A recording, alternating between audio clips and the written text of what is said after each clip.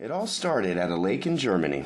Years ago, my son and I were swimming at a lake, and my son came to me and showed me this ring.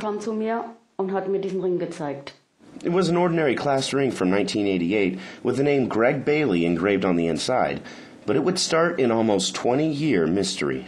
In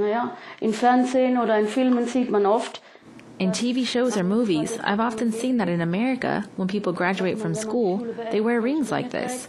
So I thought, maybe this ring is important to the owner somehow. Years later, she turned to an American friend for help. I was wondering how hard it was going to be to find someone who lost a ring that many years ago with the name as common as Greg Bailey. And the first thing that I thought to do was look through the military directory. And there's a few Greg Baileys out there, and I can't send a message to 25 Greg Baileys saying, "Did you lose a ring?"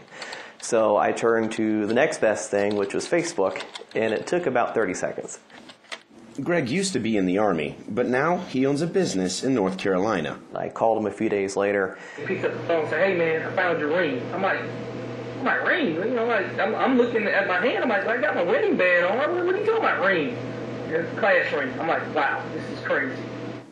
When Greg lost it, it was just a reminder of high school. But 20 years later, it reminds him of something else. My mother is deceased, and I don't have any artifacts or anything whatsoever other than some pictures of my mother. But as it happened, something physical that's actually bought from her, that ring was bought by her to me. And now he's getting his ring back. That has to be a miracle for him.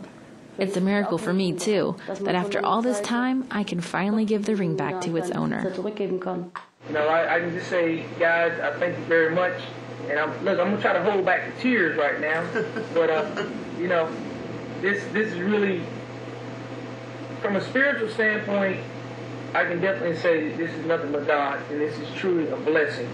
What happens now if you find a class ring just laying on the ground somewhere? Well, knowing what I know now, being that Kareem and them gave me the process, I'm going straight to Facebook. I'm going to talk. Sweet, that works for me. Airman First Class Shane Mitchell, Kaiserslautern, Germany.